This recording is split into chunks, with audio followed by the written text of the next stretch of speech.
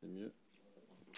Merci. Madame la Présidente, Mesdames, Messieurs les députés, je vous remercie tout d'abord pour cette invitation, même si elle n'a pas été sans susciter chez moi quelques questionnements quant à mes compétences et à la pertinence de ma présence au vu du sujet de votre commission d'enquête, puisque, je le rappelle, mes recherches portent sur l'électorat du Front National. Je vais tenter néanmoins d'apporter quelques éléments qui m'apparaissent utiles à votre réflexion, non pas directement sur les groupuscules d'extrême droite, sur lesquels vous entendrez plusieurs de mes collègues autrement plus compétents que moi, mais sur la notion même d'extrême droite qui est au cœur du sujet de votre enquête. L'analyse de la littérature scientifique montre que la notion d'extrême droite fait l'objet de débats extrêmement vifs, extrêmement riches, fait l'objet de très nombreuses définitions. Notre collègue Casme II s'était amusé il y a déjà plus de 20 ans de les dénombrer. Il en comptait à l'époque 26, je crois. Aujourd'hui, ce nombre a sans doute été multiplié par un facteur 3 ou 4. Dès lors, on voit bien que l'enjeu qui consisterait à isoler la bonne définition de ce qu'est l'extrême droite et ensuite à vouloir appliquer cette définition à telle ou telle organisation et une entreprise extrêmement compliquée, si ce n'est, pour dire le fond de ma pensée, vaine.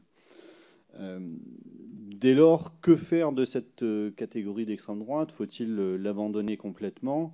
Je ne le pense pas pour ma part, mais je défendrai l'idée selon laquelle, plus qu'une catégorie dont on est ou on n'est pas, l'extrême droite doit être utilisée comme ce que les sociologues appellent un champ ou un espace, si on préfère.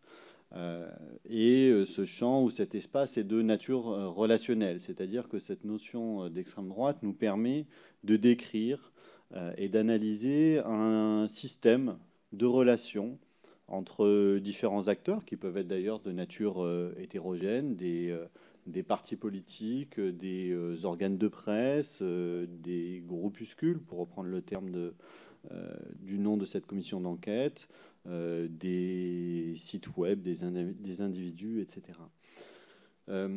Dire que l'extrême droite constitue un champ, c'est signifier que ce champ s'organise autour d'un certain nombre d'enjeux, autour d'un certain nombre de référents, de références, autour d'un certain nombre de symboles que les différents participants à ce champ reconnaissent.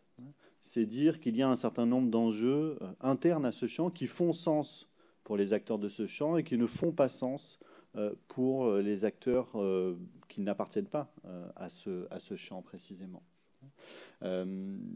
Dire que l'extrême droite est un champ, c'est dire qu'il y a des affrontements auxquels les acteurs accordent de l'importance et qui organisent ce champ et qui le structure. Qui dit champ dit différentes positions. Et donc c'est aussi insister sur l'hétérogénéité davantage que sur l'homogénéité de ce champ.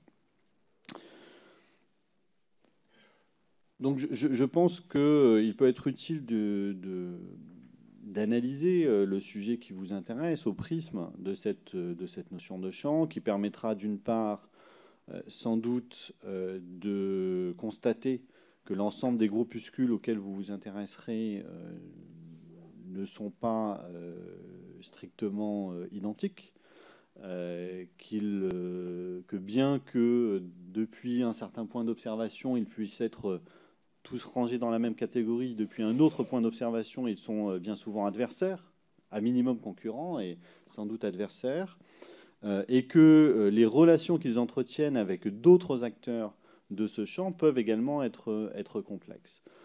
Et parmi les autres acteurs de ce champ, j'imagine qu'il y en a un sur lequel on a imaginé que je pouvais apporter quelques lumières, Il s'agit bien sûr du Rassemblement national, autrefois Front National. Alors, que dire de ce parti? De mon point de vue, il n'y a guère de débat sur le fait que le Front National appartient bien au champ de l'extrême droite, au sens où il en partage un certain nombre d'enjeux, un certain nombre de références, un certain nombre de racines historiques également. Ce qui ne revient pas à le mettre dans le même sac et à faire l'amalgame qu'avec l'ensemble des autres participants de ce champ. Et j'ajouterais même que s'il appartient au champ de l'extrême droite, le Front National y occupe une place particulière, à mon sens. Une place particulière au sens où, d'abord, en termes de taille, il est fondamentalement différent des autres champs, qu'on estime cette taille par le nombre d'adhérents, par l'audience qu'il est capable d'obtenir, etc. Ça, c'est la première différence significative et qui fait que la position du Front National au sein de ce champ lui permet également de le polariser, au sens où la totalité ou la quasi-totalité des acteurs qui appartiennent à ce champ de l'extrême droite sont obligés à un moment donné de se positionner par rapport au Front National. Les prises de position du Front National entraînent quasi mécaniquement des réactions de la part de ces autres participants, que ces réactions soient positives ou négatives. Mais la réciproque n'est pas vraie. Le Front National ne se sent pas obligé et n'est structurellement pas obligé de réagir, de se positionner par rapport à l'ensemble des prises de position, des initiatives, des actions, etc., des autres composantes de ce champ de l'extrême droite. Donc on est face à une relation qui est fondamentalement asymétrique entre le Front National et les autres composantes de ce champ. Et un deuxième élément important, me semble-t-il, est que, certes, le Front National appartient à ce champ de l'extrême droite, et même, je dirais, il est à la fois traversé par ce champ de l'extrême droite, parce que le Front National n'est lui-même, bien sûr, pas une entité homogène, on le sait. Au contraire, il est lui-même traversé par un certain nombre de débats, d'enjeux, de controverses, de différends, etc. Mais le Front National appartient également à un autre champ important, qui est le champ politique institué. Preuve en est, par exemple, que des membres du Front National siègent ici, à l'Assemblée nationale, que le Front National participe régulièrement, et il faut bien le dire, plutôt avec succès à la compétition électorale, etc. Donc le Front National participe également de ce champ politique institué. Il doit donc en observer les règles, qu'elles soient d'ordre juridique ou d'ordre politique. Et l'observance de ces règles, en retour, conduit à contraindre la position du Front National au sein du champ d'extrême droite. Et la question du rapport à la légalité, en particulier, est de ce point de vue-là une question importante parce que le respect de la légalité, ou en tout cas les apparences du respect de la légalité, sont aujourd'hui une contrainte majeure de l'appartenance au champ politique institué.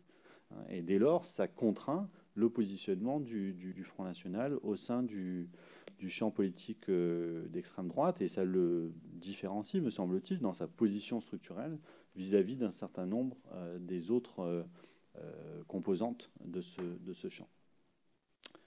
Voilà, je pense que j'ai dû épuiser mon temps liminaire à peu près. Écoutez, vous êtes parfait, vous êtes parfaitement dans le timing. Je vous remercie.